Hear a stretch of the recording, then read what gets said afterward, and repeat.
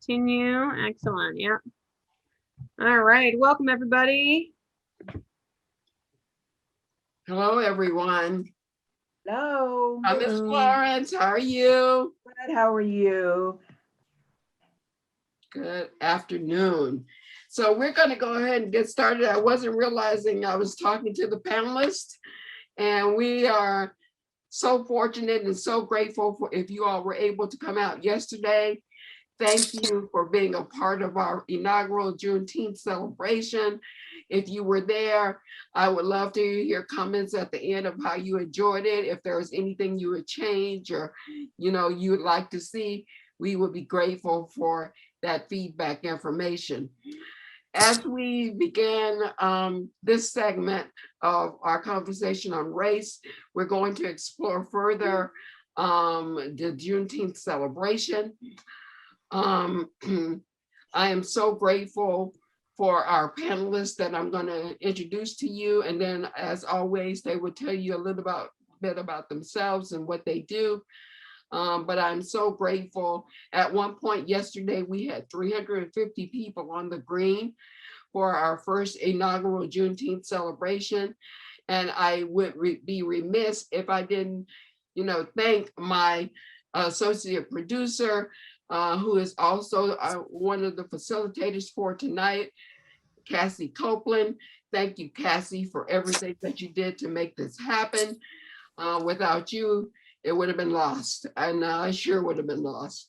So with that, I also want to thank our commissioners, and I just really want to thank the town of Windsor and Jim Burke and Sandra Brown and the intern, I forget her name, for some reason, but I'm so grateful.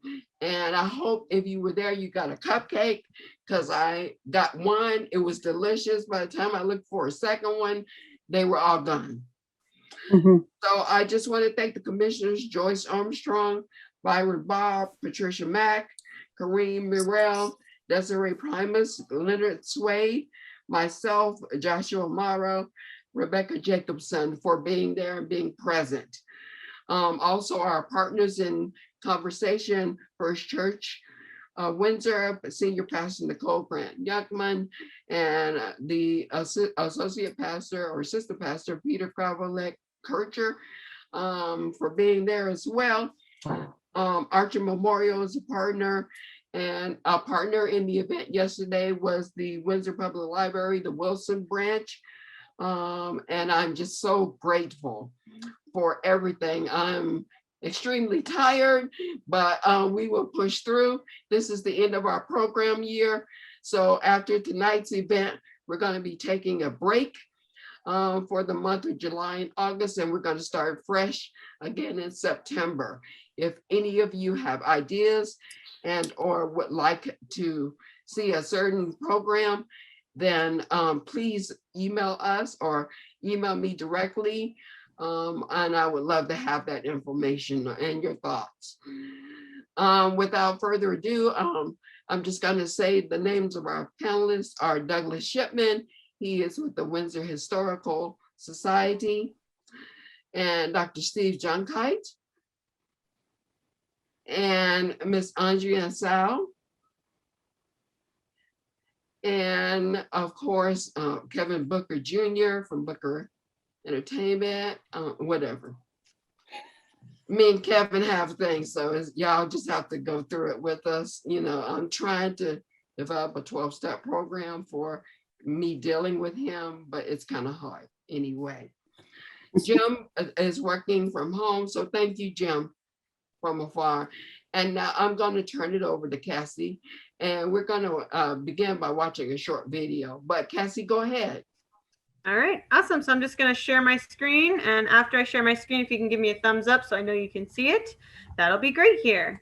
And I don't know if you all know me. I'm Judge Kevin Washington. I'm the chair. I'm so sorry. Who's like, who is he?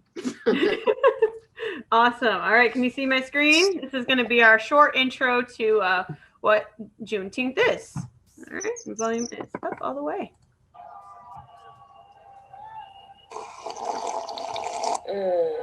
I'm getting notes of bubblegum and cotton candy. Dear Nat and Moby, can you tell us about Juneteenth? From Miss Safford's class. Sure, Juneteenth is short for June 19th. On that date in 1865, enslaved people in Galveston Bay, Texas learned they were free. 2,000 Union troops showed up with the news. The Civil War was over, and so was slavery in the South. The news had taken a while to reach Texas, the westernmost state in the Confederacy. Juneteenth celebrates that day, when the last enslaved people in the South were set free. The Emancipation Proclamation had made it official. That was an executive order issued by Abraham Lincoln in the middle of the Civil War. It said that all enslaved people in the states, in rebellion against the United States, shall be thenceforward, and forever free.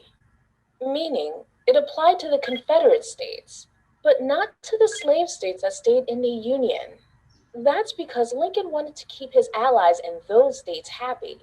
Slavery continued there for months after the Civil War ended. The 13th Amendment outlawed it across the land in December 1865, a half year after Juneteenth. Well, the Emancipation Proclamation was still a big step forward. For one thing, it allowed Black men to enlist in the Union military. Nearly 200,000 Black troops went on to fight for the freedom of their brothers and sisters. But more importantly, it placed the Union squarely on the side of freedom, which meant enslaved people could escape across Union lines, and 500,000 of them did. Every Union victory brought an expansion of freedom.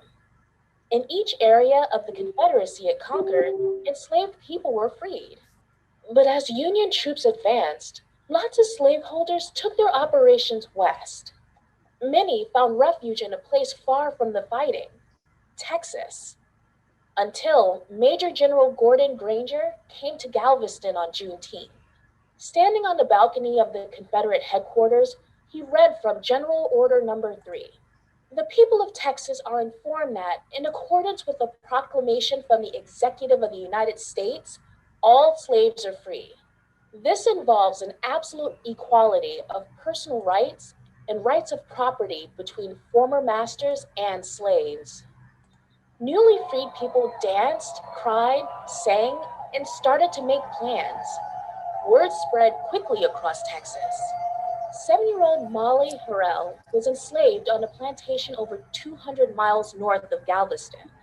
She said, "Me and my mother left right off. We all walked down the road singing and shouting." If only it were that easy. Many white Southerners refused to accept Black people as their equals. The most hateful began a campaign of terror, attacking and killing Black people across the South. Defying these threats, Black Texans observed the first anniversary of Juneteenth. Back then, it was also called Emancipation Day or Jubilee Day.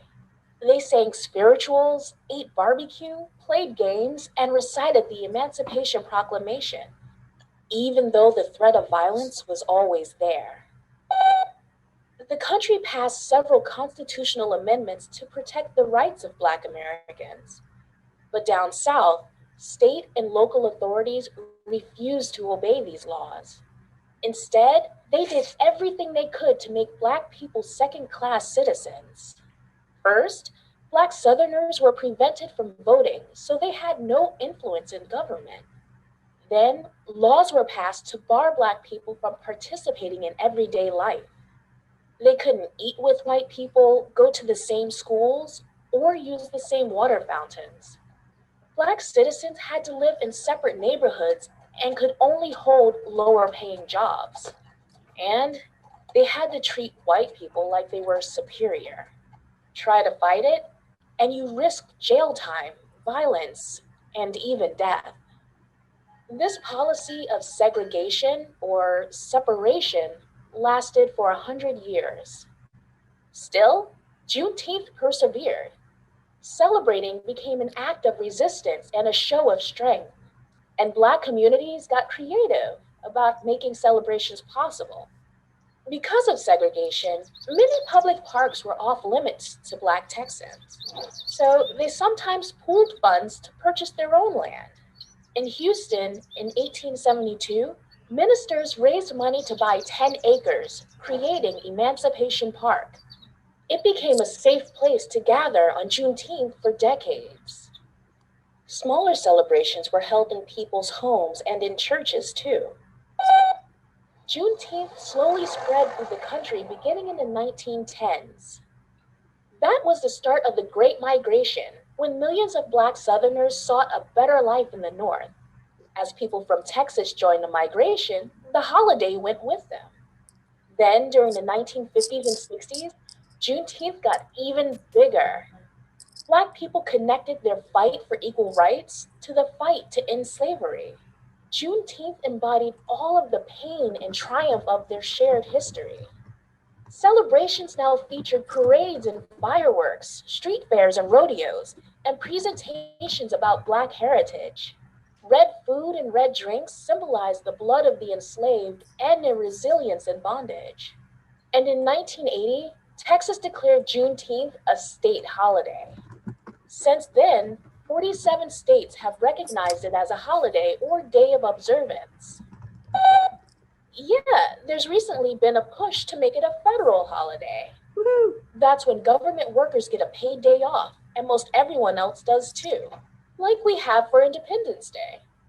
In fact, some people think of Juneteenth as America's second Independence Day, because the 4th of July only commemorates when white Americans gained independence, while Juneteenth is about when all Americans became free.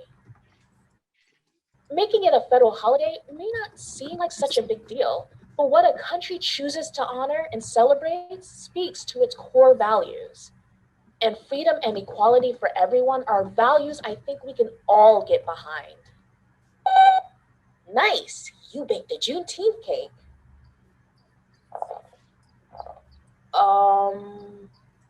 We're not supposed to use actual red velvet.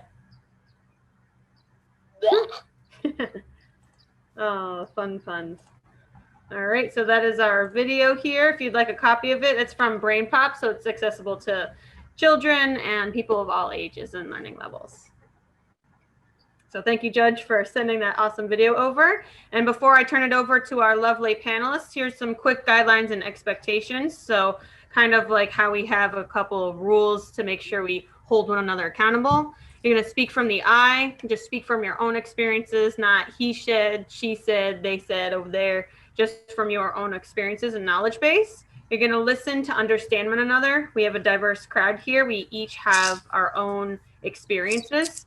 So we want to try to listen to understand some of our similarities and differences. Then we have leaning into discomfort. So I know sometimes when we talk about race, it can be uncomfortable, but when we lean into that discomfort, we can learn more from each other and about each other in meaningful ways.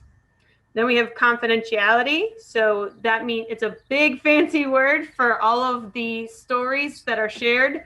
Stay here, but the lessons that we learn, the moral of the story here, that goes out into our communities so we can take action and continue to teach others around us. And finally, we want to be respectful and participate. It's one of my favorites. You can type in the chat. You can raise your hand, like your actual hands, or you can raise your digital hand by clicking on your name. Either way is acceptable. So anytime a speaker's talking, we want to try to make sure that we stay muted. And then I'll call on a couple of people who have their hands up if you would like to ask a question as well. All right, does that sound good to everybody? Excellent. All right. So I know we got to learn a lot about Juneteenth in that video, but I'd like to hear from all of our panelists here. What do you know about Juneteenth? And why don't we start off here with, we'll go to Adriana, Kevin, and Steve, then Douglas. Adriana, start us off.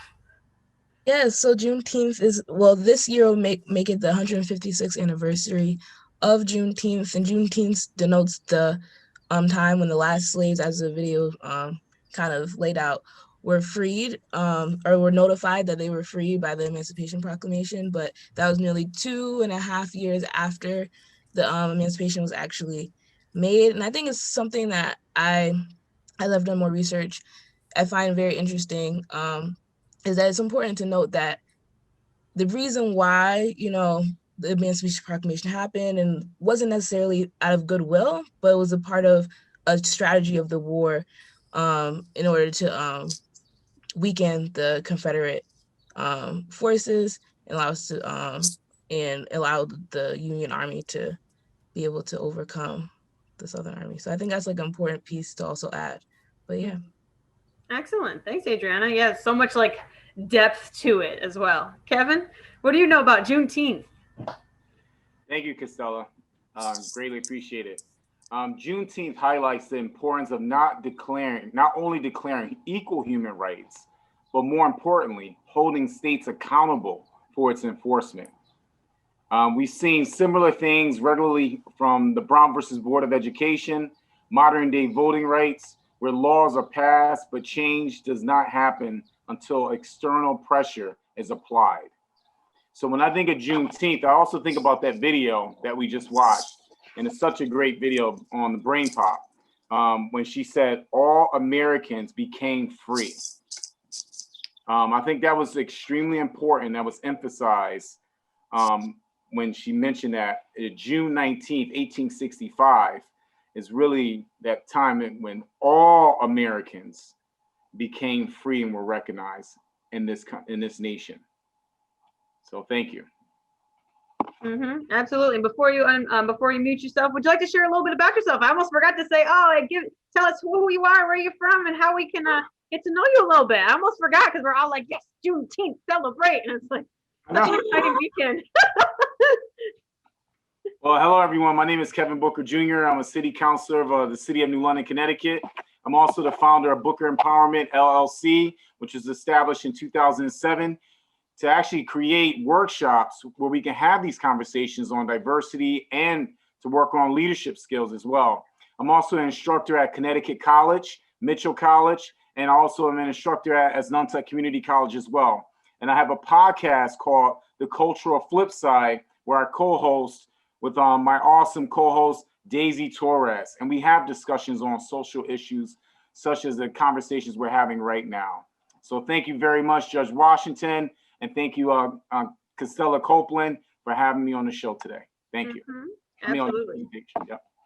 Thank you, Kevin. And then before we jump over to Steve, Adriana, I think speaking of podcasts, what's TMBC up to? What does that stand for? Yes, thanks, Costella.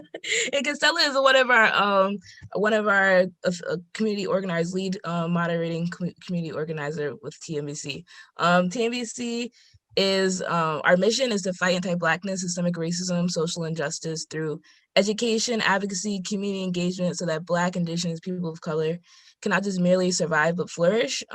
Since June 6, 2020, when we were first founded, we have conducted 3 in-person community events and then 3 digital online digital community events where we have collaborative discussions and try to figure out how as a community we can come to solutions to solve the problems of systemic racism and address it in different ways.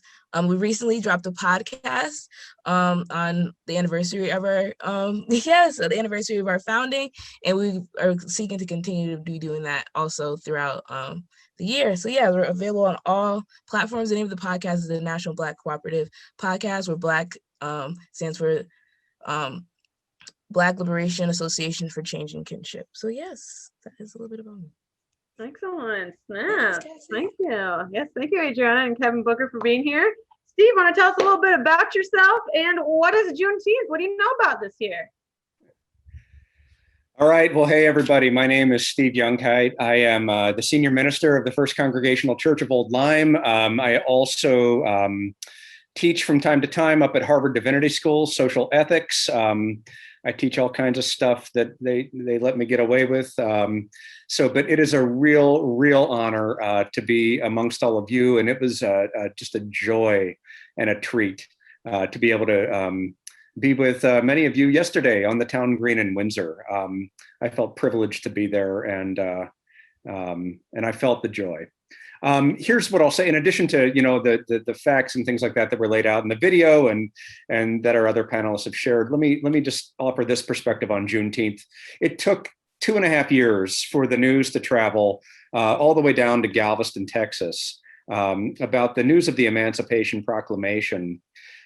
The additional piece of information I would share, or the additional perspective I would share about Juneteenth, is that news is still reaching many predominantly white communities today.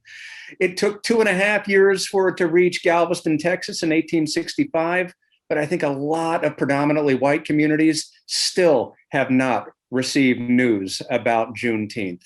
Now, just to put this in perspective for you, because I don't want to point any accusatory fingers, I will admit that I was in my 20s until I understood what it was, because I grew up in predominantly white communities and news didn't reach me. I had to move to New Haven before I ever encountered Juneteenth as a celebration. So there you have it. I think that's a very, very important perspective, and I would submit that places like Old Lyme, it still hasn't fully reached. So that's what I can share, and that's what I can say by way of introduction.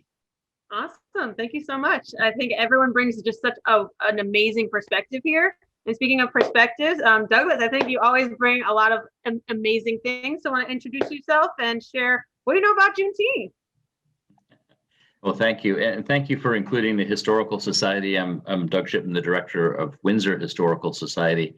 And like the rest of you all, was really thrilled to be on the green yesterday, sharing that with everybody that was there. And in terms of perspective, just a little quick note about Windsor Historical Society. So we are approaching our 100th anniversary in September. We will be 100 years old. We were formed in 1921 when Windsor was 95% white and 5% Black. Today, we did a survey less than a year ago, and our membership is 95% white and 5% people of color and others, some who didn't choose to identify their race or ethnicity. So here we have an organization that is clearly not matched to the community that it's serving. And so we established well over a year ago. I was hired in February and we started literally before that. Our single priority is to become a more inclusive organization. And so being part of this is helpful to us to hear people in the community, but also to spread the word about what we're doing and what we aspire to do. And I think I liked that you laid out the kind of the ground rules, because I take those to heart. I took those to heart in my remarks yesterday, because I felt as I prepared for what to say about Juneteenth, and this was before it was made a federal holiday, which I think really is going to be very, very helpful to all of us, right? Because to address some of the points made earlier about it not being well known among the white community, it is rapidly increasing in its understanding among the white community because it is now a national holiday, and that's really great. But from my perspective, I would say many people that I know very little about it, and I will include myself in that, or knew very little about it, but have educated ourselves a great deal, particularly in recent months and years. But it was not widely celebrated. When you grow up in a mostly white community, there's nobody there to celebrate it, so it doesn't kind of spread. We're very fortunate to live in Windsor, where we have a large population that is very diverse. And I think what the Human Relations Commission is doing is really, really important to helping people understand. I spend a lot of time on Zoom conversations about race, and it's mostly 2 or 3 people of color with a very large white population. And you know, there's a good side to that, right? Everybody's educating themselves, and I think that's really important. So I hope we can get beyond that phase of this process as a nation and into where we're actually having conversations with our friends who may look different from us or have different backgrounds than we do, and have some really good conversations one-on-one. And we're actually starting to do that. I think some of the people that are part of that at the Historical Society. Florence is one of those. I see Agnes Peer on as well. And we're starting to do that. And I think it's really, really important for us as we evolve as part of this community. So hope that wasn't too long, but that's what I know about Juneteenth. It's growing. That's Awesome. good. Thank you. Yeah, so speaking about evolving and thinking about the different kind of rules and regulations and all the different places that we come from, there is this kind of cultural dynamic. And anytime we think about cultural like dynamics, my mind, in my opinion, I always think of like appropriation versus appreciation. And that's kind of where this next question is going to go here. And thank you, Judge. We crafted some questions together. So I'm going to read this one and then also put it in the chat so you can kind of have a couple moments to sit with it. So thinking about along the lines of cultural appropriation, how do you feel about white people engaging in these celebrations like Juneteenth with the African American community, and what can they do to help and not be disrespectful or disingenuous or like celebrate in an inappropriate way? To maybe provide an example here. I know when I was on UConn's campus, when we had Juneteenth celebrations, there was a lot of backlash here. So it was backlashes, and like some other groups would come on and say, well, if we have a Juneteenth, why isn't there one celebrating the Confederacy? This was literally questions I had residents asking me. And so this is kind of an interesting issue to talk about in our society today. So I'm gonna start it off here. We'll go to Steve, then Kevin, then Douglas, and Adriana. So Steve, wanna go on ahead? Well, I should say that this is a place where I have to tread lightly and probably speak humbly, because there are probably ways in which I, as a member of the white community, need to learn and can learn. And so I am eager to be instructed if instruction is offered. But here's what I'll say. I think it is important for white communities, white folks, to recognize the holiday and to celebrate the holiday with their Black friends and partners. But it's not ours per se to celebrate. So here's what just to give you an example from how I tried to approach it this year. Obviously, so I did come up yesterday to Windsor to be a part of the celebration with all of you, but it felt important to me to mark it within our worship service in Old Lyme, which is a very, very white space. So here's how we approached it. Whereas it might be traditional to sing Lift Every Voice, it did not feel appropriate to me for a predominantly white audience or congregation to be singing the words of Lift Every Voice as if it was our own. There's a gap between the us that's given expression to in the song and the us who would have been singing in church this Sunday morning. So the choice was, let us hear some of those words, let us recognize some of those words, but let us make very clear to ourselves and everybody else that there is this gap. It is not us speaking those words. We are in solidarity as best we can be, but we're not trying to appropriate those words. In addition to that, what felt important to me was to recognize the many ways that Indigenous and African American voices have been a part of a community, predominantly white community, like Old Lyme in the past. Those are voices that have not been actively lifted up. And so throughout this past year, we've tried to honor those voices and tell those stories by doing research about the Indigenous African and African American individuals who lived predominantly on Lime Street here as enslaved people. So just a couple of weeks ago, we had witness stones installed all up and down Lime Street, commemorating the lives of people who lived here. And today, in our worship service, we had some poems that had been composed, recognizing those lives. Those poems were read, and we had an African drummer from Mali in our service. One of the things that I think is really important is that the drum was banned in most places within America, and especially most white spaces in America. And I feel like it's so important to white communities to invite the rhythm and the sound and the soul of the drum back into our spaces in order to help us find a moral vision right now. So again, this is a way of saying that it is not our, speaking as a white person and speaking for a predominantly white community, it's not our holiday to celebrate per se. We can be in solidarity, we can recognize it, and we can find ways to be in relationship to it. Anyway, that's where I'll leave it.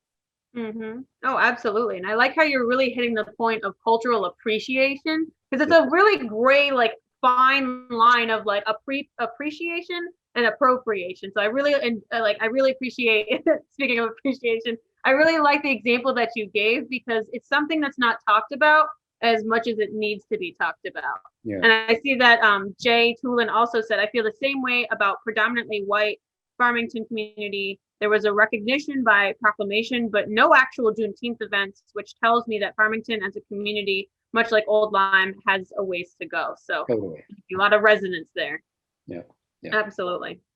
And Adriana, would you like to go next here for our question? Yes, definitely. And I totally agree with what Steve said. And to build off of that, I think that when we talk about how do we feel about white people engaging in celebrations about Juneteenth and around Juneteenth, I think it's important to recognize that how capitalism and racism are intrinsically intertwined. Like from the inception of slavery, it was to be able to build wealth off the backs of enslaved people. And thinking about how that threads through to the current state of like the way we live, and thinking about how capitalism in food, capitalism in healthcare, and how that disproportionately affects Black and brown people at every station in life because of how systemic racism works, how policy has been built. I think it's important to make sure we don't commodify Juneteenth in the way that we do July 4th, the way that we do other things, because like Steve said, for Black people, we are celebrating us being able, our ancestors, our ancestral heritage, right? Or those of our friends being able to have, be like us finally being able to have our freedom, right? But that's not necessarily the same history. Like White people are not celebrating that history because their ancestral connections is on the opposite side of that, right? There's as those that were of masters and different things like that.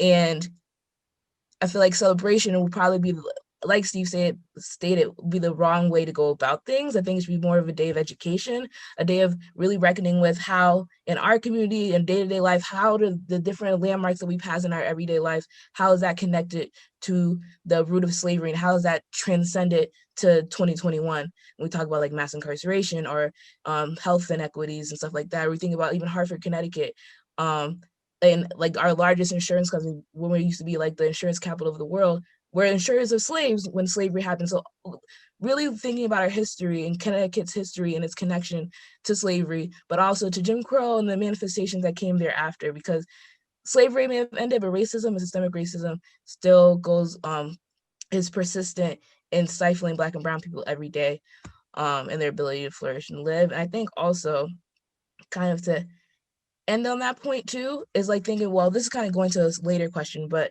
thinking about Juneteenth as a national holiday and recognizing like a national holiday is when federally, like people that work in federal, or sometimes like usually have the day off, but disproportionately Black and brown people tend to be essential workers. And those people are like, you go work at retail, are going to be most likely having to go in. And those days, usually the highest grossing day, like holidays tend to be the highest grossing days in places like that. And that means they're probably going to not only have to go in, but have to work longer hours and more hours on those days. So just thinking about how even in that piece, how Black people are affected by that too, I think is very important. Mm-hmm. Absolutely, yes. Because just because something is established and said, oh, well, this is going to be our new normal, it's like, wait, it takes some time for everyone to adapt and to change and to really kind of go with it, right? So thank you so much for sharing that, Adriana. We're going to go Kevin, then Doug. I know the order kind of is scrambled a little bit. That's okay. All right, Kevin, what do you think here about our second question?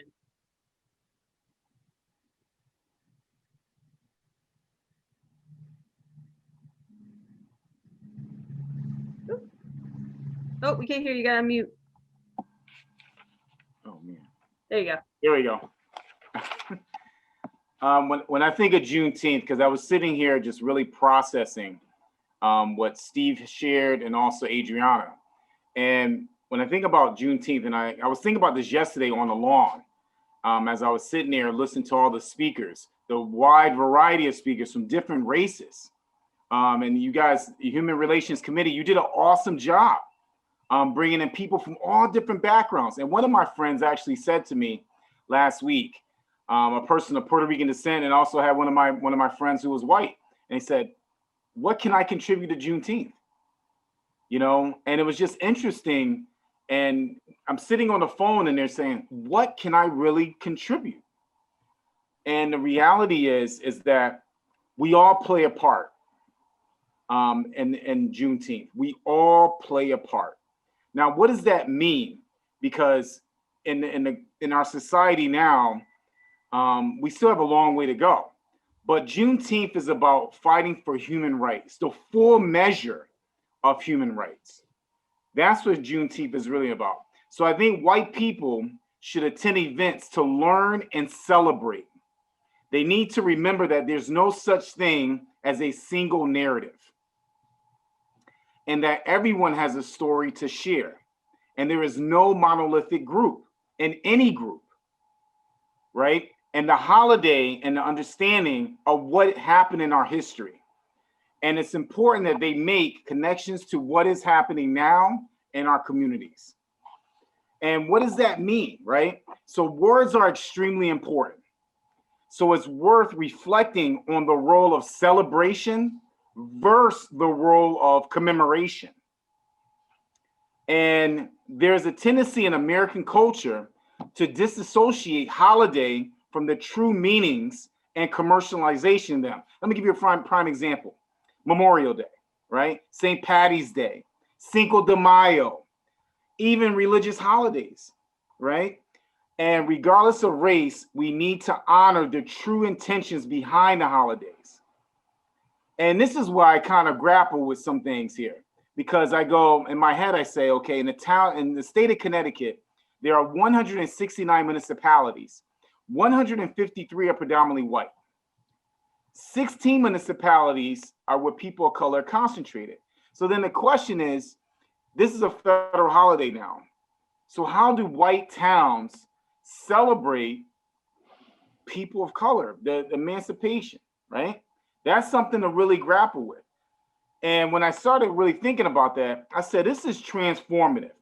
Systemic change in America is not going to happen until white people and predominantly white communities start to acknowledge that the plight of Black and brown communities are as much a consequence of white complacency as white supremacy.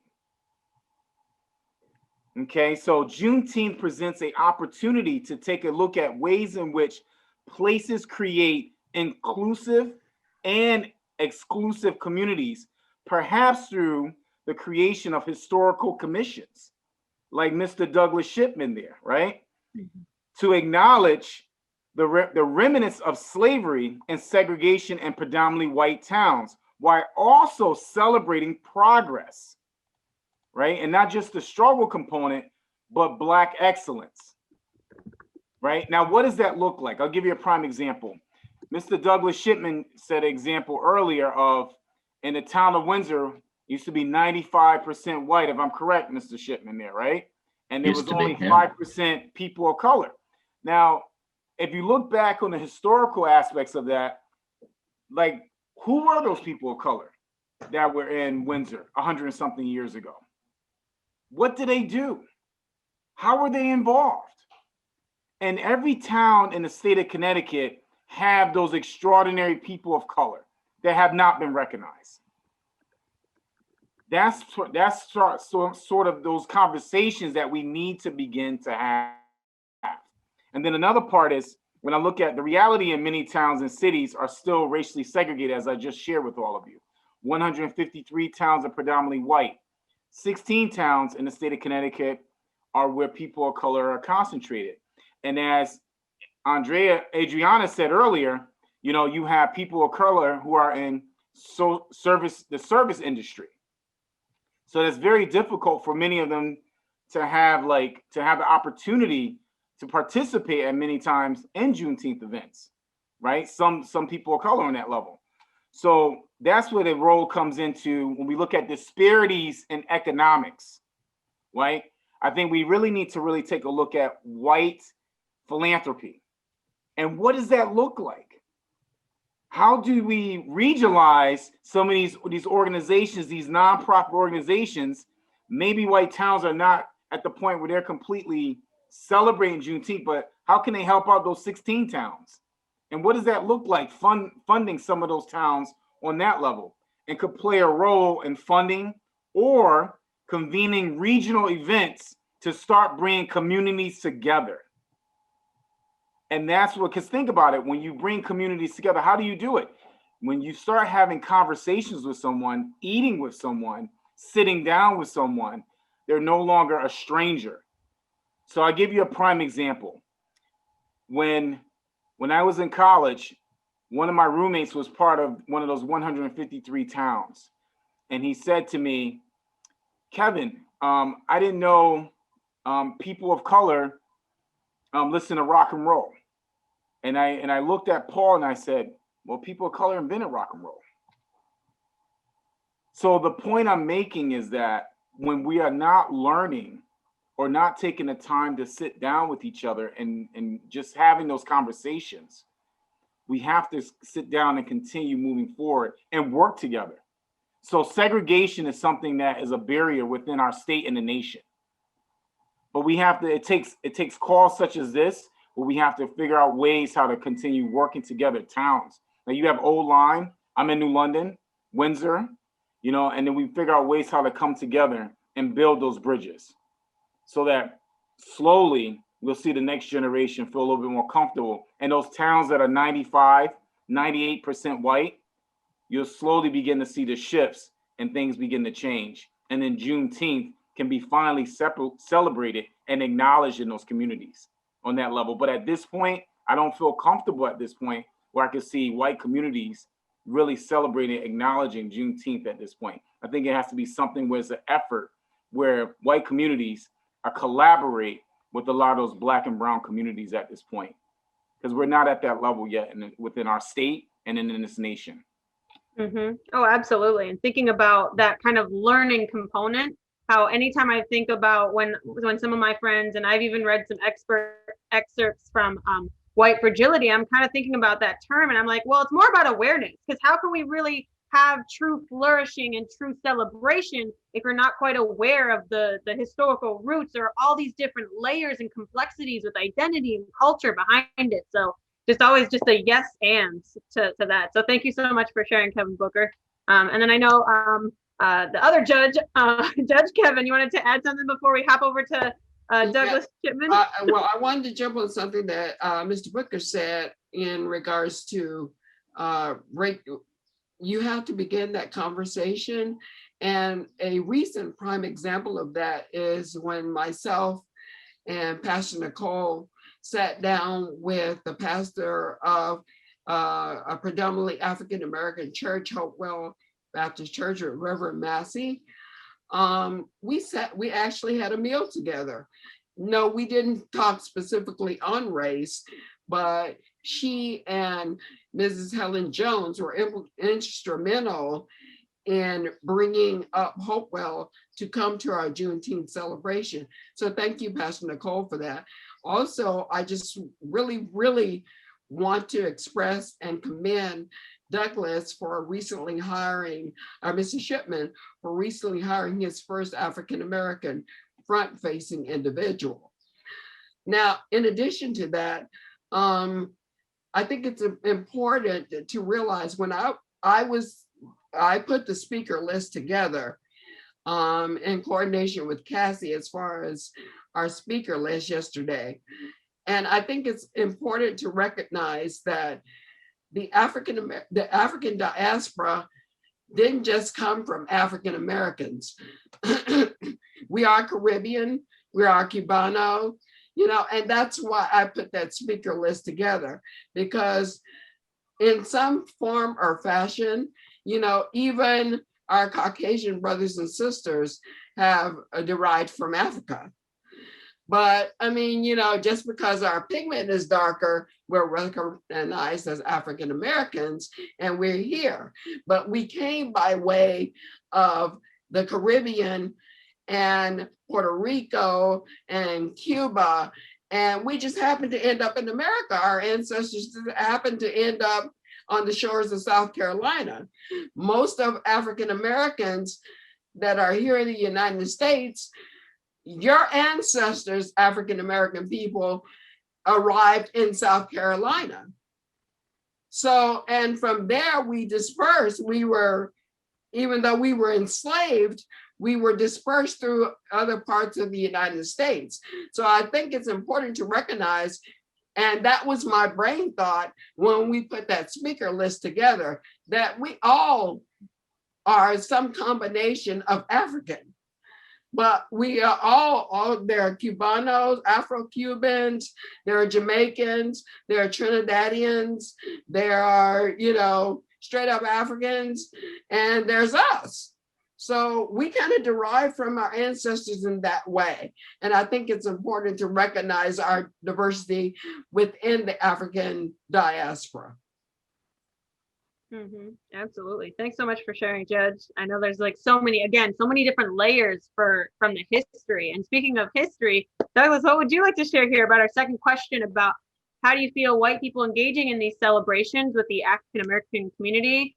And what can they do to not be disrespectful during celebration? And I think it's important to learn that even you, Cassie, as a multiracial person, you know, we all derive from Africa in some form or part or way. I'm sorry to step on you there. But I think that's important too, as a biracial person. Yes, absolutely. So y'all have made some really great points, and I think we could riff on each one of those points probably for hours, because it's really, really important. And I'll use a little example just to riff off of the judge's most recent comment. So Wednesday at the Historical Society, Wednesday evening, y'all are welcome to come to our program and annual meeting, and it will feature the reopening of the Chafee House. And that's part of a process that we're going through. We're bringing light to the lives of the enslaved people who lived in the Chafee House in the 18th century and early 19th century. And the reason I'm holding this up is because we also are dedicating part of the house to become an exhibit gallery. And our first exhibit will be Fiona Vernal's Home Away from Home, the West Indian Diaspora, that she has developed based on her oral histories in the greater Hartford area. And we're doing more in Windsor, actually, thanks to Florence. She's helping us to make some great connections, and we're starting to work on the Windsor Afro-American Civic Association, and so on. I say that because, all right, right now, I've told you that our staff, our public-facing staff, up until tomorrow is, I'll just say, does not include any people of color, any Black people. All right, we have one Asian staff member and the rest are white.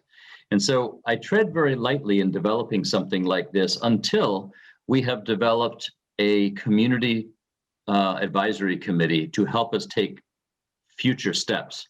Because our approach to history is, and to borrow a line from the disability community, nothing about us without us. You've heard that before, right? I think it actually started in West Africa as an anti-apartheid slogan. So nothing about us without us. That means you should not have white curators and white directors designing exhibits about people of color that dictate how that voice will be heard.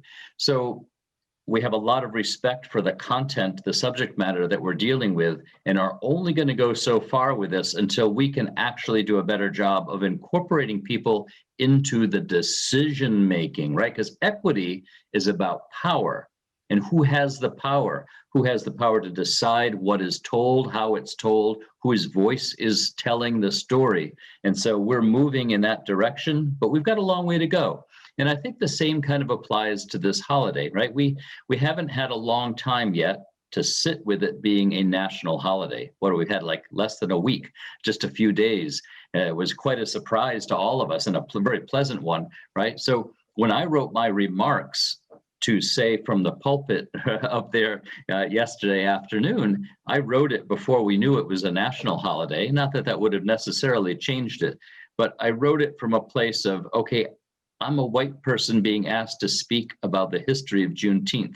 I'm not going to talk about the history of Juneteenth. First of all, most of you there already knew about the history of Juneteenth, right? So what could I really add to that? But I really felt it was important to speak from my own truth about what I learned, which was precious little, and why that was the case, and why it's so important that we do a better job.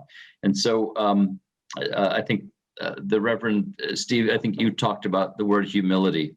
And I cannot tell you, I think that is so important as I say we white people begin to engage more, is that it's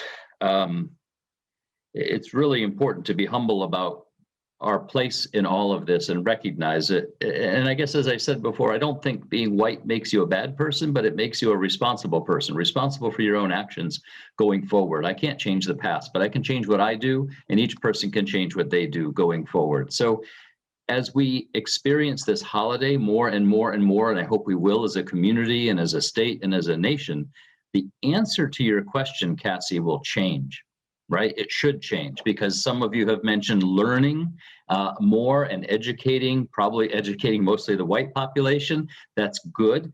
But, you know, how many people celebrate Martin Luther King's birthday now, right?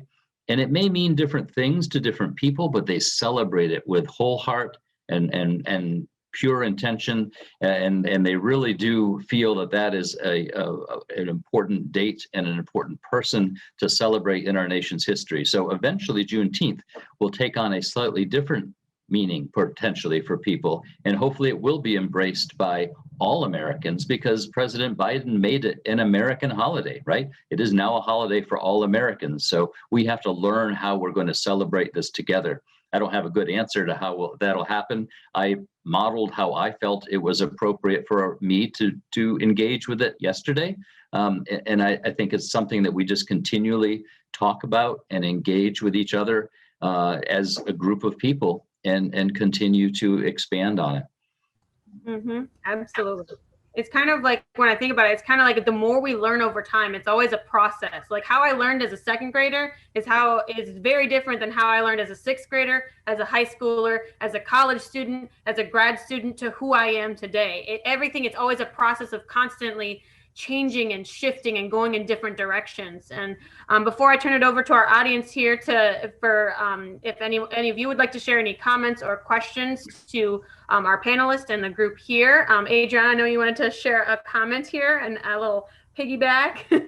Yes, very quickly. I wanted to go off of what Judge Kevin Washington was talking about earlier, about speaking to the diaspora and how slavery has affected the African diaspora. As I am a Black woman of African American and Jamaican descent, my mom is Jamaican, my dad is African American, and thinking about how slavery, right? It didn't, like Kevin, Honorable Judge Kevin Washington said, did not just happen in the Americas, but also happened in the Caribbean. Therefore, so the slave triangle going to the Americas for rum and those type of things, going down to the islands for spices, and how all of our identities and all of our histories are intersected in some kind of way. And thinking about how slavery as a process, as a tool, also was a tool of colonization, right? And thinking about how not only how that colonization perpetuated slavery, but also thinking about education-wise, and how we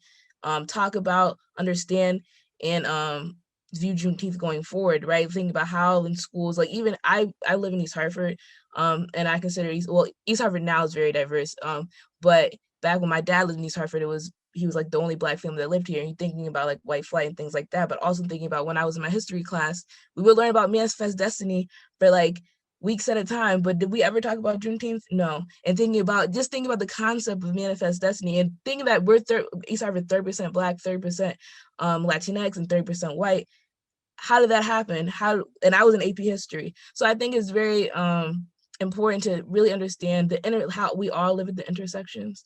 Race, sexism, ableism, the list goes on, homophobia, xenophobia, and just figuring out how we can learn about the intersections of those histories and how they affect us all. So like thinking about race versus ethnicity and how those different things are different and how they come together to create a unique experience. Absolutely. Thanks so much for sharing. It's kind of trying to see the whole picture, see the whole person. I'm not just zooming in saying, okay, I'm looking at this picture and I can only see this one small detail, when it's all these details create this larger image, right? And speaking of that, how's everyone feeling? Would anyone like to kind of share how we're feeling about like this journey of learning together? Or if you have any questions for myself or any of the panelists here, you can type in the chat, raise your hand. Anything's fine. I'm going to take a couple people who'd like to share. Florence, start us off. Hi there. I'm glad. This is so encouraging. And first of all, let me tell you, I grew up in a town in New Brunswick, New Jersey, Rutgers University, and there were only just a few Black people at that time when I grew up back in the 50s. But we were taught about Juneteenth, but guess what? We just assumed that all slaves were freed on June 19th. So it's not just white people who don't have this whole story. And I don't know if you saw the article that was in the JI Inquirer. It says people are getting something wrong about Juneteenth. So it's all of us that are learning. So it's not so much celebrating, but it's the idea that we're starting to feel more comfortable talking about things. I was so encouraged yesterday, sitting on the green with a white woman, and we were sitting there and we were talking about how hot it was. And I said to her, they always said to me that they would have kicked me off the boat right away because I talk so much and they wouldn't have wanted to bring me. And she said, Florence, I realized just sitting here in this hot weather, people working in the fields had no say.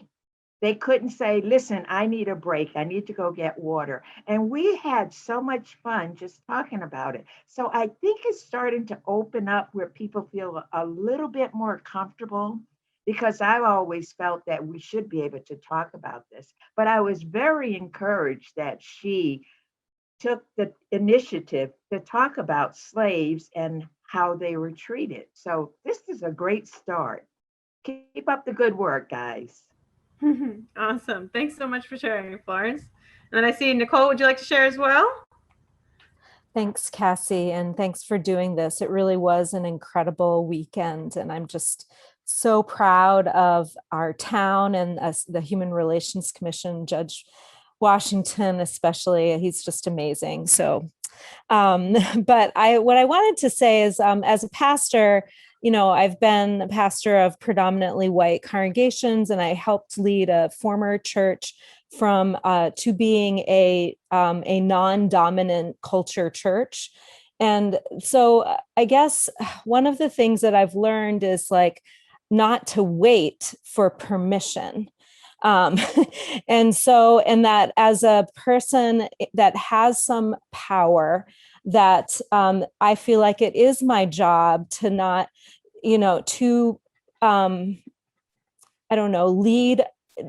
in all humility, but try to empower the voices of the people of color and even speak on behalf, if needed, to clear the way so that there is a safe space to speak and to share. Because if you wait, it will never happen. If you wait for permission and, okay, we're all comfortable now it's okay, it will never, ever, ever, ever happen. And so I just think, one of the things that I hear you saying, some of you saying, is like, how do, as dominant white spaces, how do we do this? I feel like every day, this is one of the things I say to my church, every day is a celebration of white culture. In our hymn book, almost all white composers, white culture, the people on the plaques, on the, that are the names of the rooms in my church are white, and people of color that we are saying, please come, please come, please come, we're asking them to come into a space that celebrates not their culture. And so they do that every day. And so why isn't it okay to ask white people to celebrate Black culture?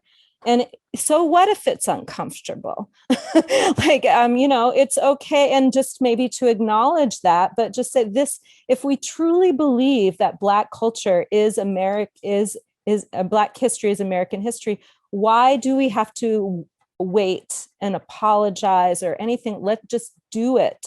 Just lead by example and just say that, we're not asking, we're doing it. And that's just how it is, because if we believe this, then we're going to change how we do it. And that's just it. And so when I do my, slowly, when I do my worship planning, we start by adding a few things into the, Native American Sunday. Okay, we're okay with that.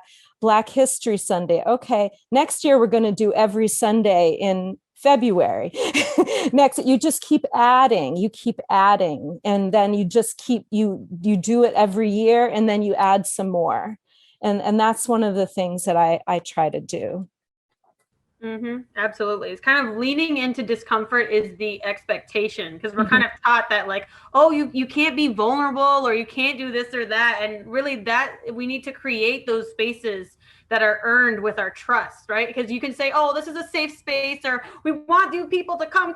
But at the same time, like, we need to teach one another as a community, as a person, okay, this is what it means to be vulnerable. It's not just me sharing out my heart and identity. It's us sharing together to learn from one another. So I appreciate you sharing that, Nicole. Does anyone else like to share just how we're feeling, or any comments or questions? Could be to just everyone or the panelists.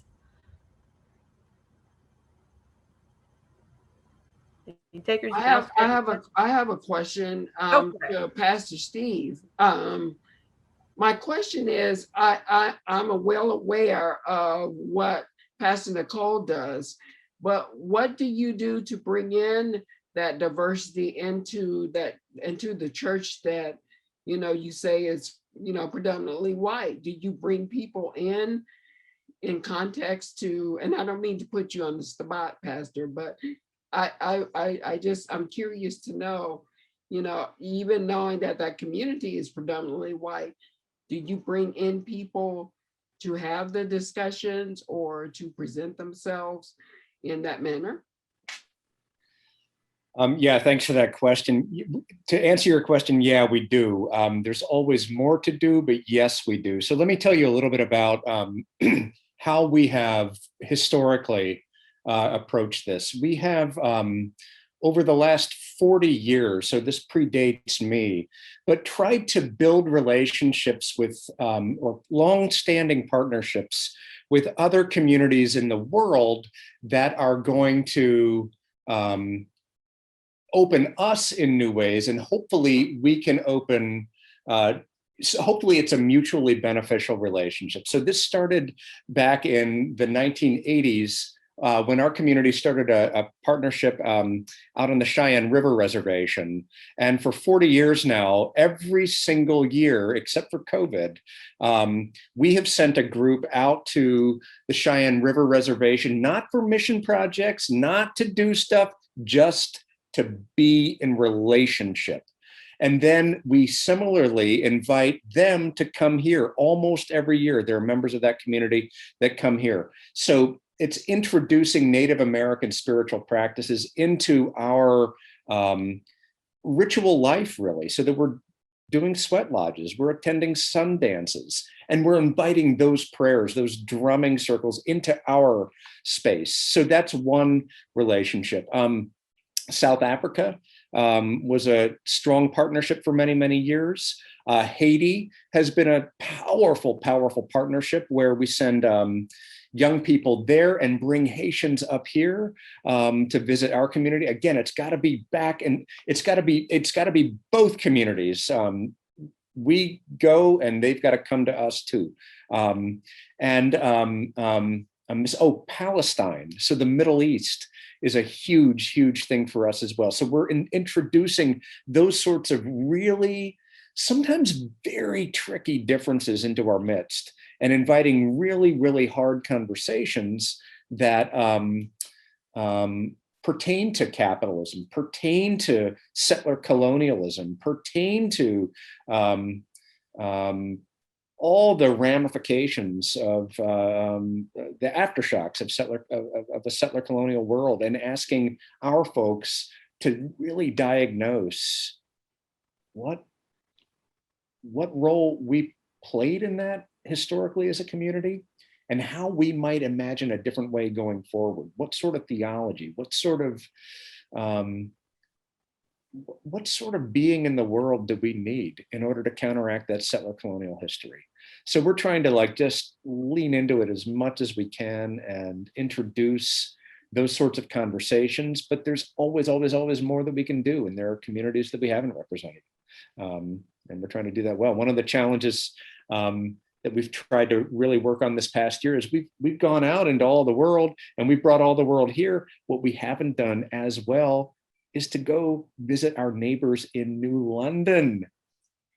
There you go. Yeah, and I know that you wrote an op-ed in regards to your town, in regards to that. And I really, really wanted to touch on that because I thought that was thought-provoking, and I was able to read it. And I applaud you for the courage for doing that, because I know there was some feedback and all of that, but I really want you to speak to that, because that is a good reason to have you here, so that people can understand, you know, what's going on in the southern part of the state as well, and trying to educate people to understand. Yeah.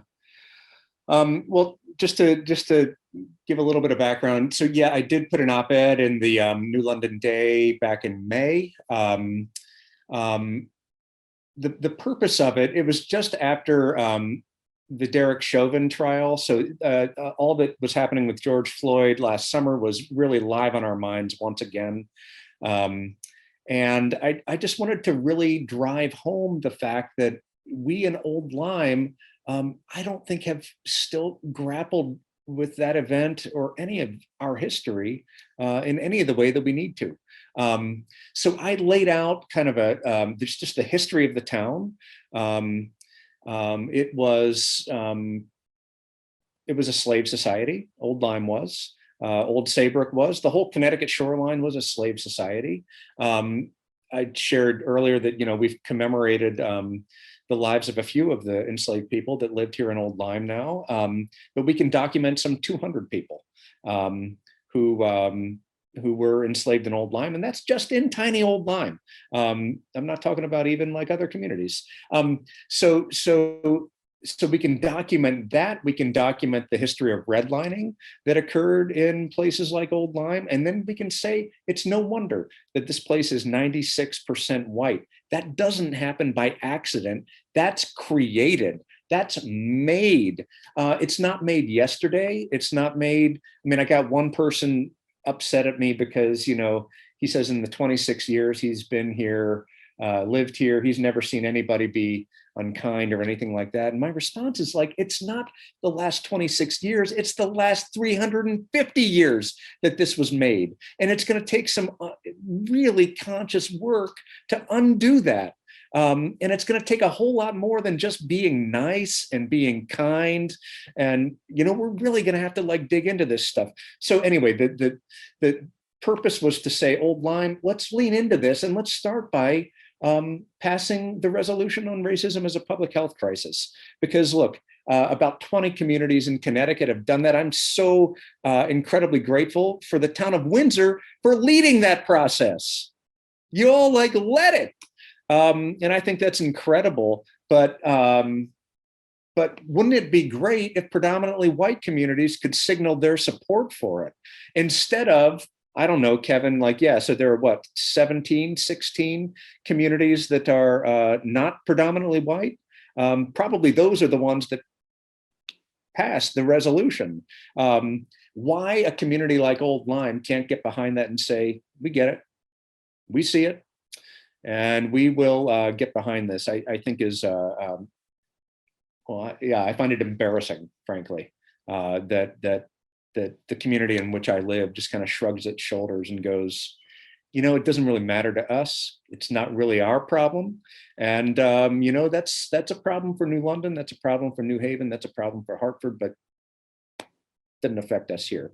What that means to me is that the people of color who do live here are not seen. What it means is that when our community, people in our community drive to New Haven, New London, Hartford for their work, it means that that's the community that they're representing in those sorts of, in those towns. They're carrying Old Lyme with them, and they're carrying a very strong message with them.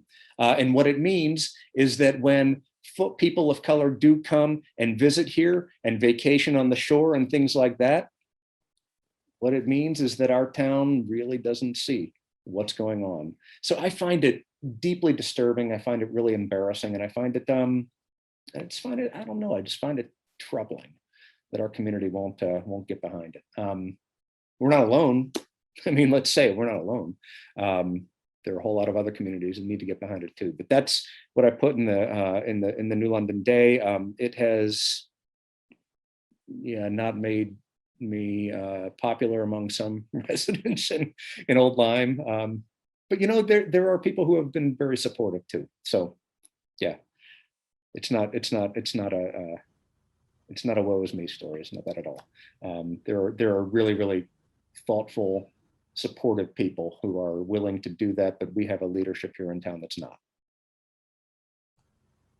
Absolutely. And when you were talking, I was thinking about how change takes time and investment. Like, you have to invest yourself in the work. And everyone, how we learn and process, especially me, it's speaking from my own experience here. Like, I take time to understand, like, how am I going to invest myself in this work, not just for short term, but for the long haul? And when is it okay to kind of step in and out? So thank you so much for sharing, Steve. I see Adriana, would you like to share next? I think there's a question in the chat first.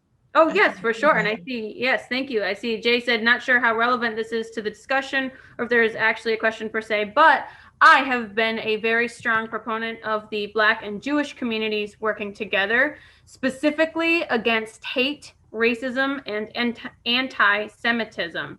In light of the recent efforts, in particular, Cory Booker establishing a caucus to advocate for a stronger connection between the two communities, I just wonder if the panelists or anyone has any thoughts.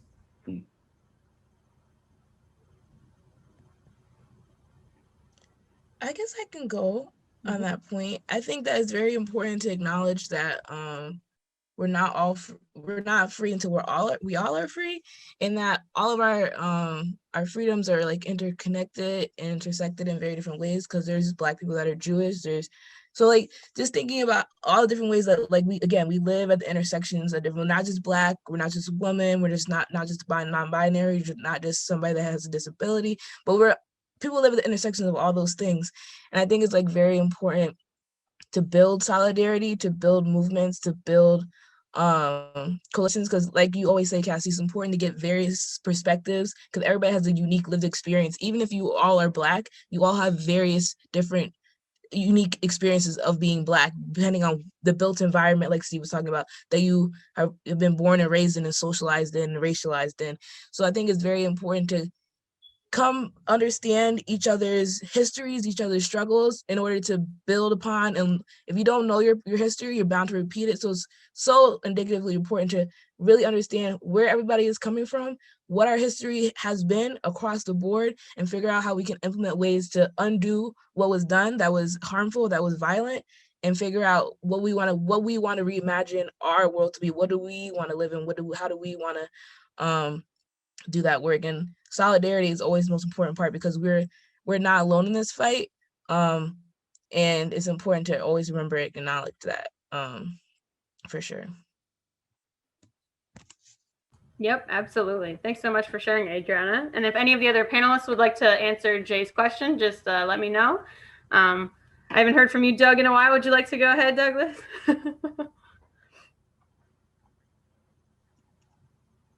No, just to agree with what's been said. I think there's, we are focusing, I think, heavily on the Black experience because this is a conversation about Juneteenth. And that is really important. But there are a lot of groups of people in the United States that, from a place of privilege, often we don't understand what they are also experiencing, and it's important to do that. So I don't have a lot more to add, so I'll take your responses off the air. Awesome. Well, thank you. I always think it's, even if we don't have much, it's still something that adds to the conversation. And I know that Nicole said, looking at the colonial history of Windsor, Hartford area, you can see that there was actually a lot more racial diversity than today. The Ancient Burial Ground Society has uncovered some of this data. Early on, there were a lot of free people of color. This idea that we have never been diverse is just not true. I also wonder about the statistics about racial diversity too, especially Native peoples. So yes, a lot of more knowledge and history is kind of coming because we live in history, but we're also learning about history. So it's always just so much more to learn. And Andrea says, on Father's Day dinner, I'm heartened by Reverend Nicole's continued efforts to make the church more inclusive. I've long been a member of UCC churches, but Sundays still remain one of the most segregated days of the week. Sorry to join late, just back from Father's Day dinner, but welcome, Andrea. So glad to have you and participate in this conversation. And Cassie, I wanted to acknowledge that you indicated that First Church had a relationship with Korea as well. So thank you for that. And, it was when I first became the chair, I guess this is my 8th term going into chair. It was so astounding and interesting that I led a delegation from here to the African American History Museum. And I've done that 2 or 3 times. And the feedback from that, and we had people from West Hartford, we broke bread together at one of the restaurants in DC. Pastor Nicole went on our 2nd journey, and Mr. Booker went on our 2nd journey. And I've been asked to do that again. So I'm looking into that. But it is just heartening to see the number of people that were a part of our delegation and the diversity in that group, which gives me the credence to love everything that I do for this community. And I always want people to know, whether you live in Old Lyme, or you live in New London, or you live in Wethersfield, or you're in Farmington, that it just doesn't stop. My work doesn't just stop at the borderlines of Windsor. They extend out and beyond. So when I send out an invitation to something like that, it doesn't just stop at our borders. It goes to New London. It goes to Old Saybrook. It goes to Old Lyme. It goes to Farmington. It goes to Wethersfield. I want you to be a part. That's what I feel is part of an education process. So it goes to East Hartford. I want my West Indian brothers and sisters and my Jamaican family and my Cubano people to be a part, because I can tell you of the 4 or 5 times I've been to that museum, it's just as heartbreaking to us to go from the bottom of that floor up as it is for white people. So it's just as moving. So thank you. That's all I have to say. I'll shut up now. Awesome. Thanks for sharing, Judge. Go ahead, Douglas. You want to share? Go ahead. Yeah, Cassie, thank you. Sorry, I'm just reflecting on the question it kind of caught me off guard because I was thinking about something else and I wasn't thinking about Jay's question. But, Pastor Nicole and I have had a couple of conversations about her efforts to try to create a little bit more collegiality and communication among the many faiths in Windsor. And maybe there's an opportunity, I don't know, I honestly haven't read the mission statement of the Human Relations Commission. There's a very strong focus on racial and ethnic issues. right now, which is warranted. And in fact, that is the place where the Windsor Historical Society has also chosen to focus. You define inclusion for your own organization at a point in time, and we've chosen to focus on racial and ethnic inclusion. But there's a lot of forms of inclusion and a lot of opportunities there.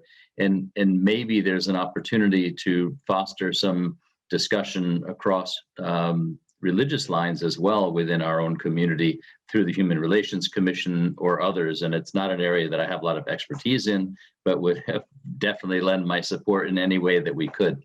So. Yep, absolutely. Thank you for sharing. I know there's like a lot of different ways that inclusivity can take shape, especially with all the communities that our panelists and each and every one of you and me are from. And this kind of gets into our next question. So I'm going to say it and then I'll also type it in the chat. But before I do that, I see Jay is also saying in the chat, interfaith services. I was a member of a temple where our rabbi had interfaith services at least once a month. And then I know Nicole responded, yes, the Muslim community is very much underutilized for leadership in this town. So there's always ways that we can build bridges or maybe even reconstruct what that bridge will look like, even within our own communities. And speaking of communities, currently, like present day, currently, what does Juneteenth mean to the community that you are in? I'll say it one more time. Currently, like today is June 20th, 2021, in this crazy year of 2021. What does Juneteenth mean to the community that you are in? And I'm going to also put the question in the chat so that you can think about it. And Kevin Booker, would you like to start us off? You didn't get a chance to go first. Well, I would say in my community, I think about a quote that comes to my mind right away by M.K. Asante Jr. And M.K. Asante Jr. always says, when you make an observation, you have an obligation. So in New London, it's always been our obligation to actually acknowledge and celebrate Juneteenth. So we have been celebrating Juneteenth for years. And it has been acknowledged within our community for years. We have a very diverse community and we come together in our community, and the NAACP gets involved, Hearing Youth Voices gets involved, the elected officials get involved as well. So it's something that has been part of our community and we continue to embrace it on so many levels. And that's what I think about right away when I think of my community. We continue to educate, we continue to celebrate, but more importantly, we make sure those voices that are not being told, it's not just about the struggle, but it's also about making sure that the narrative of Black excellence is being also resonated throughout Juneteenth as well. So that's how we actually celebrate and acknowledge Juneteenth in my community. Mm-hmm. Absolutely. Thanks for sharing, Kevin Booker Jr. Sorry, I forgot the junior part. Excellent. All right, now we're going to hop over to Douglas, then Adriana, then Steve. Go ahead, Douglas. Currently, what does Juneteenth mean to the community that you're in? So I think it's been said a few times this evening, but I think owning my whiteness and reflecting on the fact that I represent an organization that is still 95% white, it is an opportunity for learning and an opportunity for engagement. And by learning, one of the things we've done, yesterday I brought a ton of books to the tent with me so people could kind of see what we have at the Historical Society, but also find new stuff that they hadn't had. We also are now financially supporting ASALH, and that is the association, I always get their name wrong because it sounds like another organization, Association for the Study of African American Life and History. And why do we do that? One, to financially support their good work because it's really important, but two, and more importantly, it gives us access to their wonderful resources so that we can get smarter and learn about the history that is conducted in many cases by Black historians, not by white historians. So it's hearing through people's voices. So just to underscore the concept, this is an opportunity for learning. It's a long road and it won't end with one celebration. Obviously, it will continue every day, every year. Mm-hmm. Absolutely. Thanks so much for sharing. Adriana, go ahead. Yes. So for me and my community, I would say we have not, we have not acknowledged or necessarily celebrated Juneteenth ever that I have personally experienced. I lived in East Hartford my whole life. And I would say that part of that is about really linking back, thinking about how we teach history, how we educate and socialize our children to understand our history, right? So making sure that Black history, one of the, I think Nicole, you said this, that Black history is American history. America wouldn't be what it is without Black, Indigenous, and people of color, building wealth off of our backs, off of our labor, off of our knowledge, off of our innovation, and making sure that when we think about education and reckon with, it should be really a day of reckoning of how we can move forward, thinking about how we socialize and shape our children to understand what this world is and what our built environment and how that has come to be, and really every day acknowledging the wrongs that have been done, but also acknowledging how people have persevered, but also acknowledging that their resilience shouldn't be a requirement of their survival. Like, they shouldn't have to withstand the most just to be able to thrive and reach these extraordinary feats. They should be given the fundamental groundwork, right? The fundamental basic needs in order to be able to meet their goals or even transcend them, as we see like many times happens. So I think going forward and looking to the future, like I've had the great experience to have my parents have always like raised me in a very Black household. So I never was at a loss for like Black representation within my household, but I don't think that's necessarily true throughout, the community. I think it's very important to make sure that the way we socialize people, especially our children coming up, so that they understand the importance of Juneteenth, what it means, and we not only celebrate, but make sure that we're speaking that history, truth to power, and also taking action in various ways. Is that through policy? That's through making sure education in schools, that's looking at health inequities, and really trying to create transformative change, try to get to the next step, because for so long we've been focused, we barely can even get past this, like truly telling the true history, the unsanitized truths of our history, that it's very hard for us to really get it's always a struggle to get to the action, you know what I mean? Because we always have to focus on educating. And I think bridging that gap is like the next step. Mm-hmm. Absolutely. Yep. So going from awareness to advocacy as like a step forward, because there's that kind of gap in like, okay, you gave me my diploma, like now what? Right? I know I felt that way. I'm like, great, I spent all this time in education, but like, what's the next step, right? It's so the application. Yep. Yeah, we have to apply ourselves in the application, metaphorically, physically as well. Excellent. Thank you, Adriana. Awesome. So Steve, how about you for our third question? Well, I'll just say that as with identity, I think community is such that we're never one thing. We never belong to just one community. And, I mean, that's true of identity as well. We're never, ever any just one singular thing. We have the freedom to be multiple. And I think that's a really, really important thing to think about with regard to community too, because so I feel a part of this community right now. And so when I'm in this community, this communal space right here, I feel like, obviously there's a whole lot of meaning behind Juneteenth.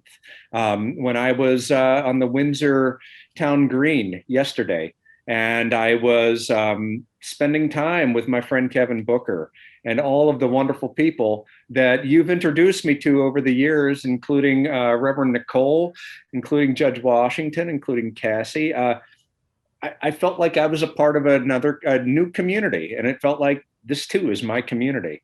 And that felt really, really special and important to me.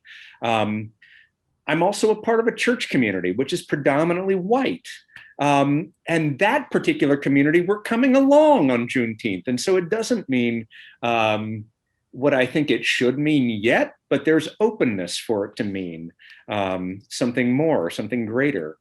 But I also, if we define community by the geographical space in which we're located, then I have to say geographically, the community in which I live and work, geographically, Juneteenth is nowhere. So ultimately there's this kind of weave of different varying communities and levels of awareness and levels of appreciation that I want to affirm and recognize and be a part of. But I think that's true. This is, by the way, one of my reluctances about the book, White Fragility, is that it doesn't take into account just the multiplicity of identity that every person carries within them.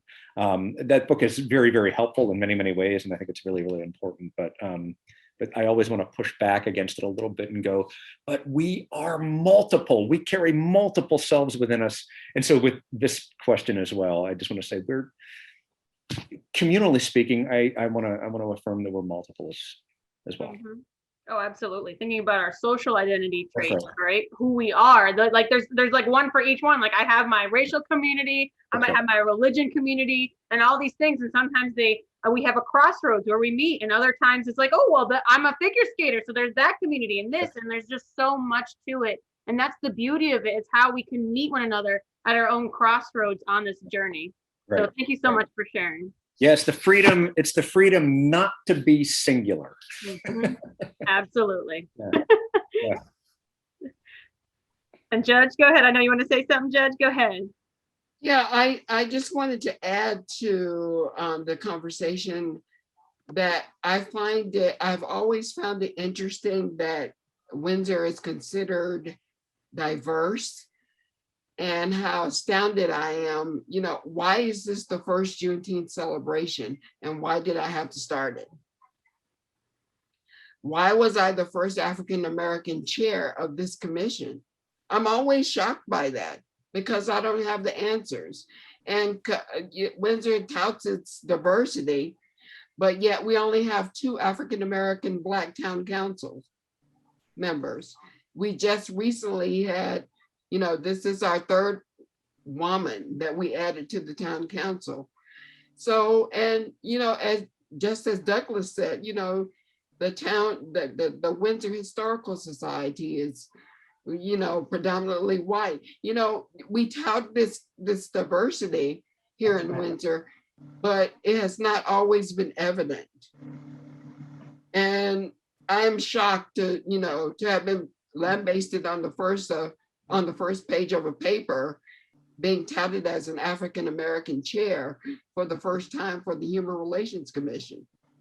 I'm shocked to have this being the first Juneteenth celebration. Why?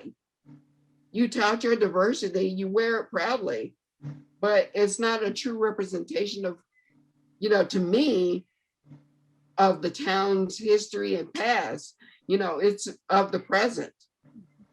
And the other thing, I think it's just important to remember, yes, we had a celebration yesterday and we're having a discussion about it today, but let's not forget that this is also a learning experience, that we had the Tulsa Waste riots that we need to be educated about, the Red Sunday.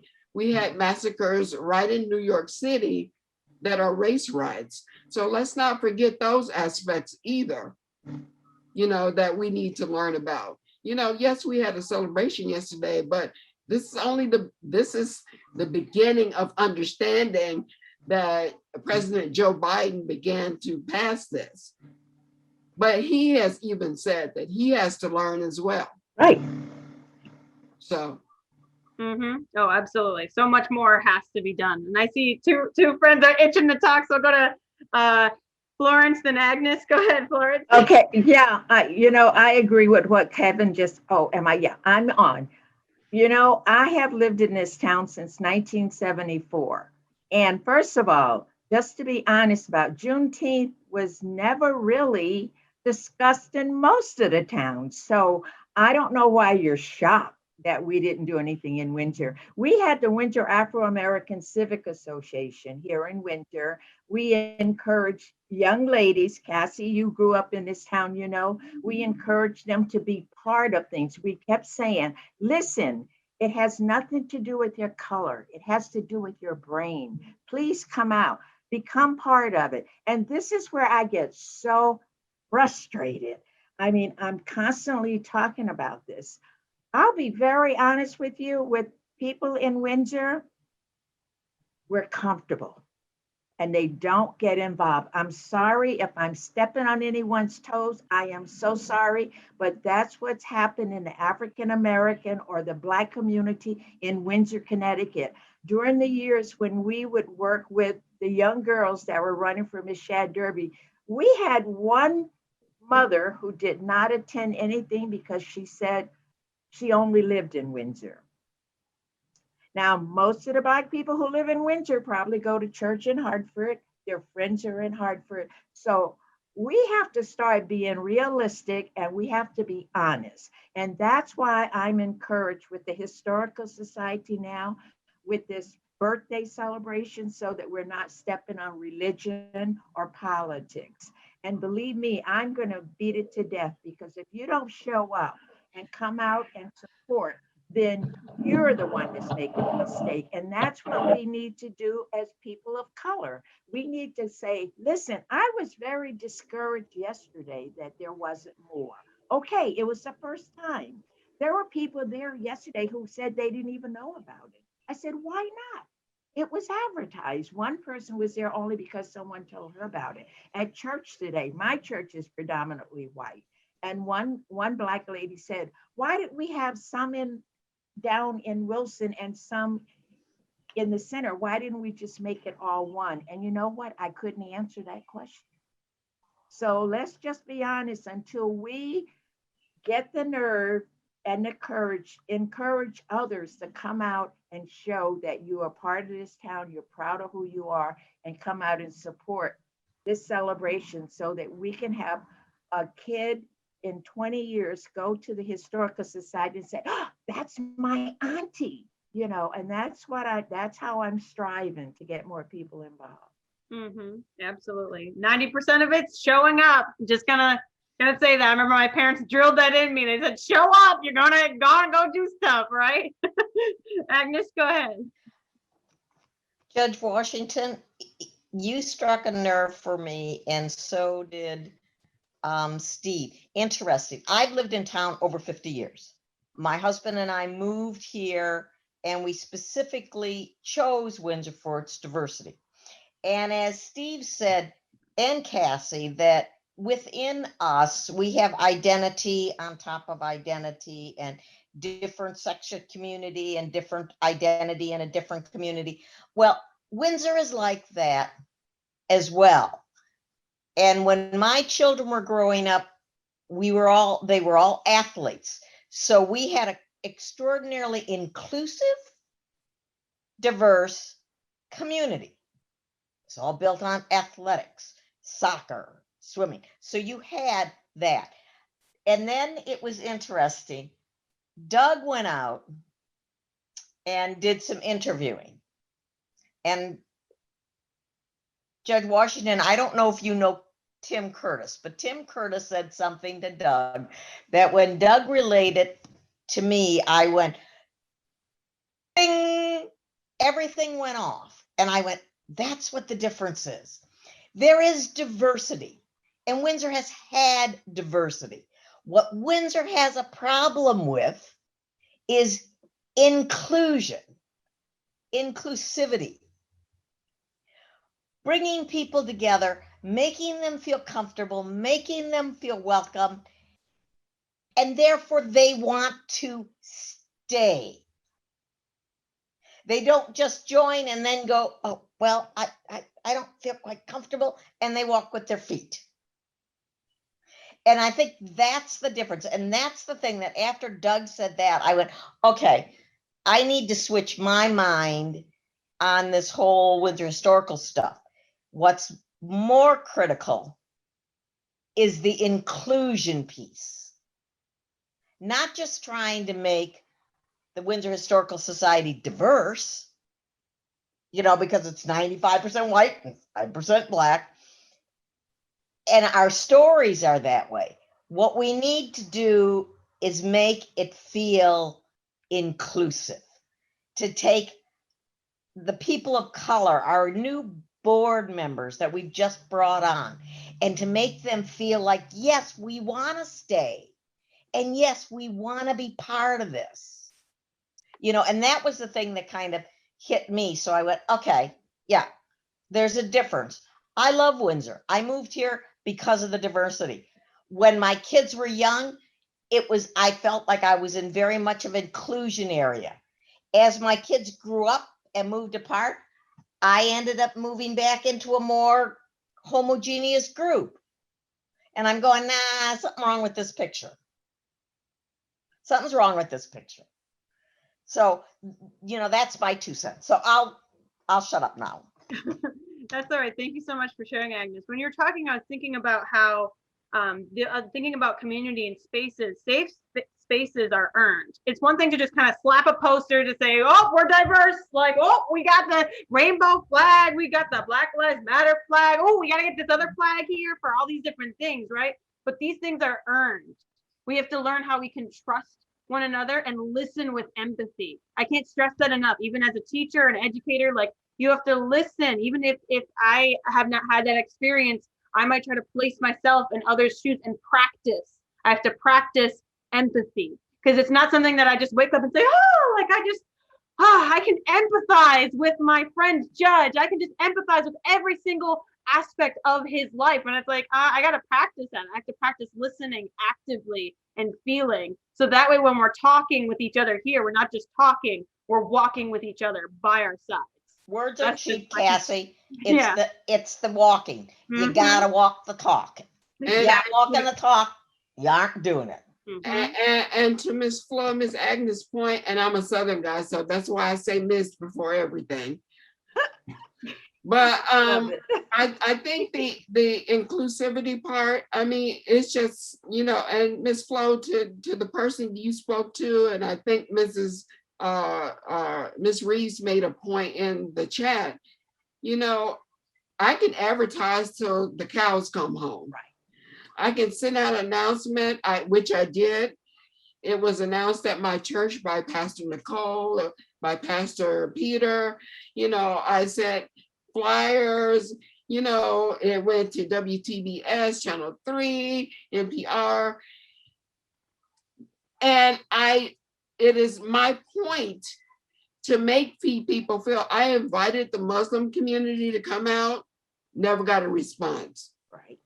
Yeah. So I try to include people. That's my goal as the chair. I reach out to the South Windsor community. I reached out to West Hartford. Bloomfield's mayor came yesterday, as you all know. And it was wonderful to see her. First Cathedral Church was here, you know, and it's just so much I can do. And I extend an invitation and no one responds to it. Nobody acts upon it. Not only is that a problem outside of the Windsor community when the invitations are extended, but it's a problem in the community. Yeah. Because look who came. I mean, yeah, we had 350 people at one point, but you know, I was looking at the traffic on the street, people just flying by wondering what's happening on the green. You know, and I'm wondering, well, just stop and be nosy. Yeah. Right. You know, and it's sad to hear that you said that, Ms. Flo, because I advertised this to death. I know that. And that's it. There was so much information out, but it's still up to the people. You did your job. You did a beautiful job. In all the years I've been involved in Windsor, we did our job, but it's up to the people to say, my gosh, like Cassie say, be proud of who you are, come out and be a part of this. So that's where we are. And it's like, I mean, I'm getting near the end of my life and it's frustrating because I've tried for years and years to say, we are part of this. We say diversity. My son, all his friends were white. I mean, growing up in Windsor, you know, and it was like, there were other Black kids, but they never even went to Northwest Park or they didn't do anything. Why? Until we get that answer. And that's where we have to really be honest as people of color. until we start. I was so encouraged with the young people you had there yesterday who are encouraging. Thank you, Cassie, for being one of them. It's time for us to stop looking at the past so much, remembering the past. Don't ever forget the past, but we need to start now. We have entrepreneurs now. Not all people of color are in football, basketball, and singers. We have people that are owning businesses now, and that's what I like about the young people. They're starting to talk about that. So I'm thinking that young generation might make a difference, but I would still like to see more people come out. That place should have been swamped with people just being excited because it was made a holiday for no other reason. Right, right. And it's just like, you know, I expressly expressed that I wanted this out in Wilson. And I knew the library had an event going on, so that's why it was pushed back to 1. So I'm perplexed as to why, you know, Wilson didn't respond, because it's your holiday, you know, and you've been relegated to an area of the town that is predominantly Black. You all should have been there. And I found it astounding that, you know, last year on June 7th, there were 2,000 people on the green for when we had the George Floyd event. But there were only 350 on the green for a Juneteenth celebration. Mm-hmm.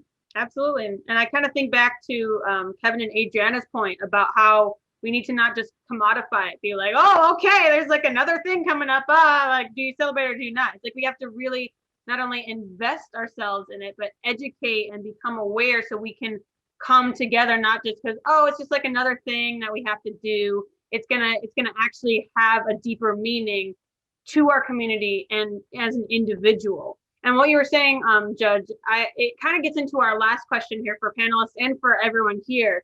And I kind of face this personally as a teacher, because when I teach about this subject, a lot of the kids, when I teach history, they're like, oh, well, why is it always sad? Like, why is it always gotta be the Black people? Why is it always gotta, and I'm like, oh, okay, here we go. And they're like, it's just sad seeing this or that. And they're like, can we learn about the ways we celebrate, about the joy, about how we can share and partake together?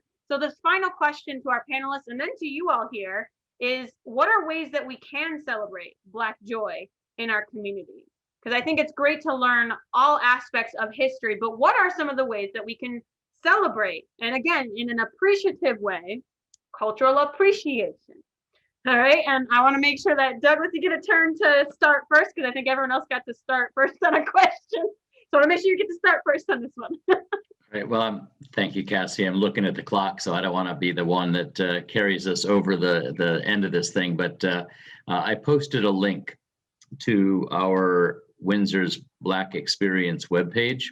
And one of the things that I observed long ago is that a lot of local historical societies will deal with the issue of slavery, and they think they've dealt with the Black experience. And what I've learned from talking to a lot of Black people about their history is that, yeah, it isn't really the part of history we really want to focus on all the time, right? So what we have tried to do as a beginning, a first step, this is not the end point, but to lift up some of the stories of some amazing people of color in Windsor that are, some were enslaved, some were formerly enslaved, some were never enslaved, but were maybe descendants of slaves. So it's a very, tries to reinforce what I think Kevin Booker had said earlier about where are those stories? So that's one way, not the only way, but that's our short contribution. Mm-hmm. Absolutely. Thank you so much. I think you've offered a lot of amazing insight. And speaking of insight, Adriana, how can we celebrate Black joy here? Yes, so I think that it's important to be like, white violence and white oppression didn't just stop or start slavery, but it's transcended in multiple ways since then. But I think the way to celebrate Black joy is to really acknowledge and live in with people, be able to. I'll start here. So my mom, when I was younger, she used to have so I got this Black first book, right, from my uncle when I was younger. And during the summer, my mom used to have me write little book reports. And it's about all the different achievements of various Black people from various sectors of society. So talking about news, television, everything. This spans the and then just being able to learn about different figures in our history up to current time, and how we've, in the face of adversity, in the face of all that struggle, we still have been able to persist and not only just survive, but find ways to thrive and flourish and create and innovate various different things. And I think every day Black people are always living their lives and they're finding ways to innovate. Talk about dance. I used to go to the Arts Collective, which is in Hartford. Used to talk about all those, even like during slavery, thinking about tap dancing as a way of communication and creating joy. So Black people have always made joy in something, and it's about linking. When you could tell our history and also tell the ways in which we have persevered, the ways in which we have created joy within our communities, even when it was hard. And I think through those various aspects of, like, there's various ways to talk about joy. You talk about music, talk about dance, you could talk about television, you could talk about various different things, writing, stories. And I think just lifting those voices up and listening to those different various ways we celebrate ourselves and our Blackness is important. Absolutely. Thanks so much for sharing. And I hope we can continue to find additional ways to uplift as well. So thanks for sharing. All right. And we're going to go to Kevin Booker Jr. next. Go ahead. How can we celebrate some Black joy? Well, before I expand on how can we celebrate Black joy, Florence, I just want to say you are not at the end of the road yet. Okay. You are just beginning. All right.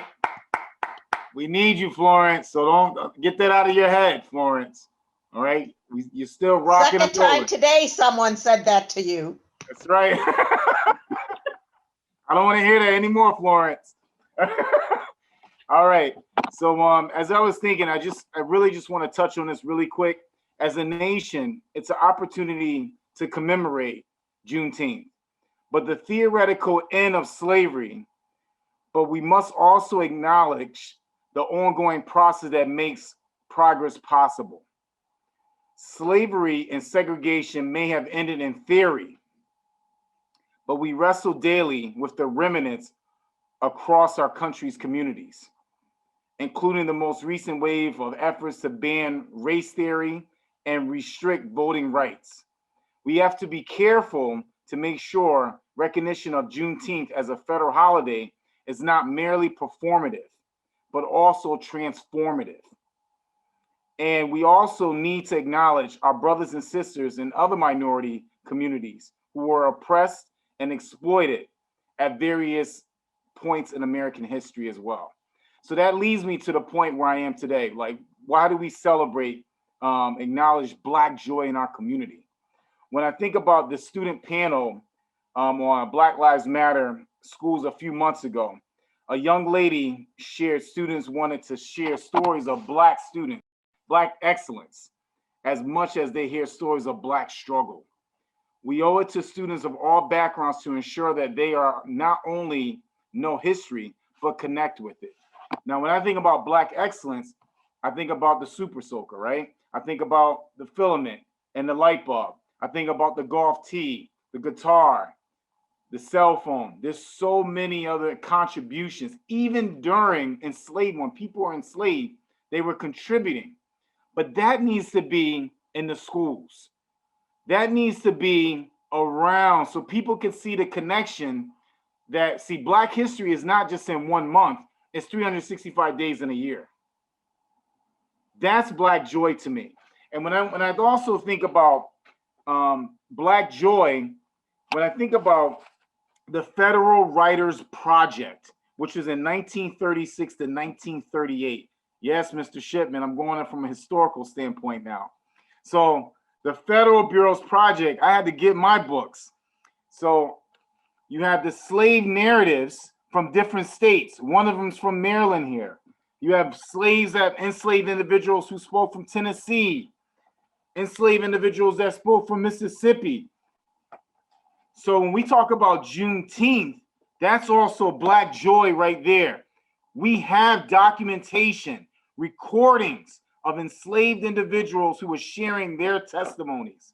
That needs to be told, that needs to be shared, because it was not that long ago for us to have those recordings of those individuals.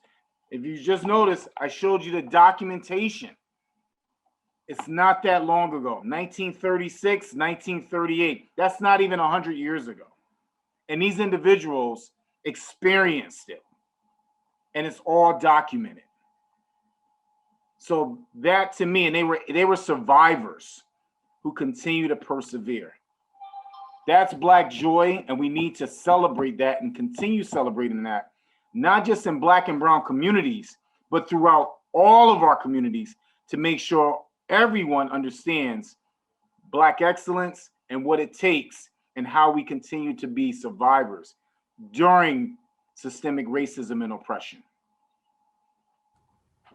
Absolutely. Thank you so much, Kevin Booker. I think that there's a lot of history that people realize. They think, oh, that was like so long ago. And I can talk to my grandfather and he's like, okay, so here's what it was like. I lived under Jim Crow and he's from Mississippi and he's just going off of his experience. And that's just like a dinner conversation. So how can we continue to see, because there's still people alive from then. I'm just saying. So just like a yes, and there's just so much more that we can be learning and doing.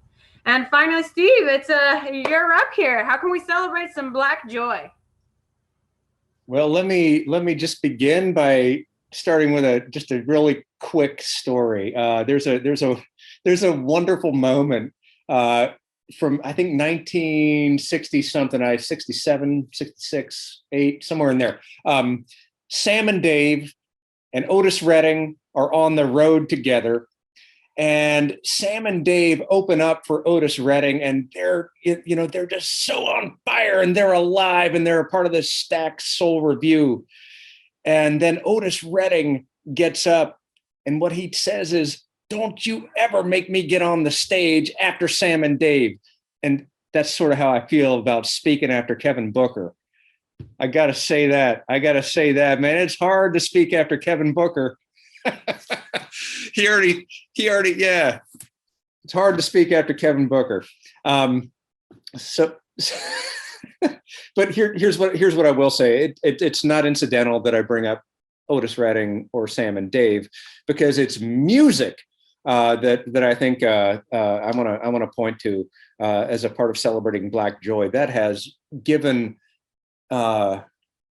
I think everybody, not only in America, but in the world, so much joy and so much life and so much vitality and so much love. I think one of the reasons that the United States is not a pariah in the world community right now is because of Black music, because of funk, because of jazz, because of blues, and now because of hip hop.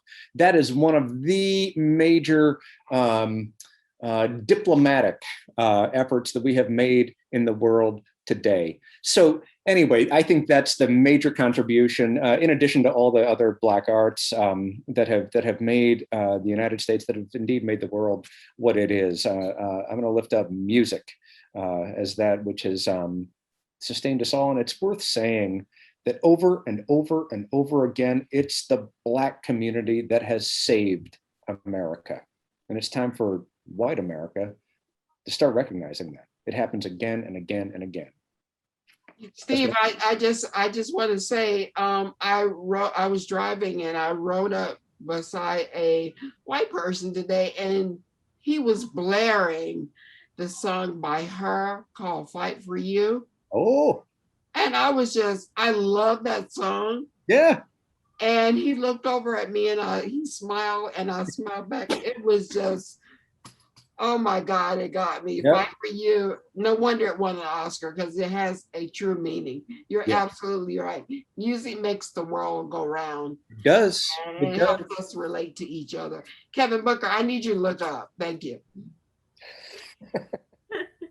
Awesome. Thank you so much for sharing, Steve. I think there's just so many ways that we can connect, and that's just one type of thing that we can do and bring in our communities. We can have these moments and movements of music and Black joy, and it's not always just kind of we don't always have to focus on Black trauma. It is a part of the story. It's a part of the history that needs to be shared, but we also need to equally, in my opinion, also uplift that Black joy so we can create environments of flourishing. And speaking of flourishing here, I know we're coming to the end here, so before I turn it over to Judge Kevin to have our closing remarks, if everyone would like to type in the chat, what's one thing that you learned and one thing that you want to do moving forward after our conversation, that'd be great. And I'll also type it in.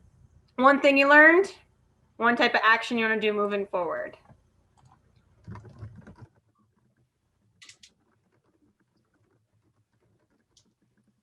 you go. And nice, I see Jay said for sure. I just have to share that I still consider seeing James Brown and Percy Sledge were the two best concerts I was ever at. Yes. Yes. Excellent.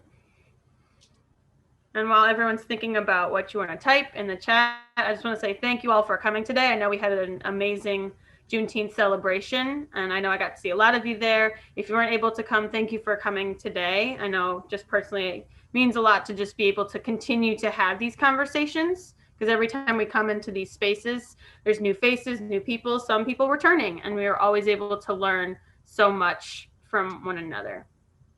And I see folks are typing in the chat. So Adriana said the lack of Black representation in Windsor local government is what she learned. And Nicole said gratitude for Human Relations Commission. Judge Kevin said continue the friendship and conversation. Agnes said to enjoy my friends of color to support Windsor High School in its efforts of inclusion. Suzanne said importance of humility, continue with seeking conversations with others. Yes. And from Peter that I've got 2 new podcasts to listen to. Yes. From Booker's podcast and TMBC's. Yes. And Steve saying, I want to think about how to form a human relations / rights commission in Old Lyme. Yes. So think about action steps too. Yes. And from Douglas Shipman, many things. Federal Writers Project, continuing to work on just being in relationship. Absolutely. And Jay says, as chair of the HRC, more acknowledgement in Farmington. Wow, so many things that we've learned. So excellent. Cassie, I think mine went privately to Kevin Washington. So I'm not very good at that. But I just reaching out to other people and not being afraid to share our history, no matter what race you are, what ethnicity, we need to share. Absolutely. Thank you. Yep. And final one from Adriana, to continue community discussion and collaborate solutions. Absolutely. And on that note, Judge Kevin, do you have anything you want to say before we close on out?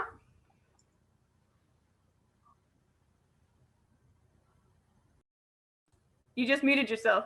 You're muted. There you go. Can you hear me? I want to thank each and every one of you for being here. And Kevin is absolutely right, Ms. Floyd, you ain't going nowhere. Okay. Thank you, Ms. Agnes. Thank you so much, Pastor Nicole. I think she's gone. Ms. Suzanne, thank you for being here. I'd like to thank my Jay and Tyler, thank you, and Andrea. Douglas, thank you for what you're doing at the Windsor Historical Society. We really appreciate it. I do spread the word every time you send me an announcement, and then we'll continue to do so. And any vehicle that I have, I'm promoting your events as well. And I'll be there Wednesday. I'm glad you told me about it because I'll be there. Dr. Steve, if you need any help with forming that, I'm willing, I'm here for you. Thank you so much for being here. I consider you my new friend. Don't let Kevin Booker persuade you in any kind of way because he's maniacal. Anyway, thank you, Dr. Steve, for being here. Andrea, you are a lovely young lady. If I can ever do anything for you, let me know, please. You are outstanding. I hope you will be back in your many forms, because you have a bright history as well. Last but not least, Kevin Booker. Oh God, I don't want to say. Okay, anyway, Kevin knows that I love him to death. That's my little brother. I hope, you know, I know you look at me as a mentor, but I get just as much strength from you, young man. I'm so proud of you. So proud of you. Miss Jody, thank you for being here. I hope you all will not end the conversation. We're going on hiatus for 2 months, July and August, because that's our break. We start our new fiscal year in September. So we won't have conversations in July and August, but I would love any feedback that you all, anything you want to deal with specifically. I'd like to thank Jim Burke and Sandra Brown and our intern for everything they did. The festival was great. Miss Cassie Copeland, I could not do any of this without you. She will be a commissioner coming up soon, so she won't have to put that volunteer caption on there. So thank you so much, Cassie. I love you to death. I know your parents, Miss Marva and Charlie, are so proud of you, as I am, your big brother. I'm not gonna date myself. But anyway, thank you so much. I love you all. Hope you have a wonderful, safe summer. And we will see you in September. And stay tuned we got some new stuff happening in September that I'm working on. And I love you all to be a part. Thank you, Pastor Peter and Pastor Nicole as well. You all have a great summer. Stay cool, stay hydrated, stay protected. And thank you all. I love you to pieces. Bye-bye. Safe, everyone. Thank you. Bye. Bye.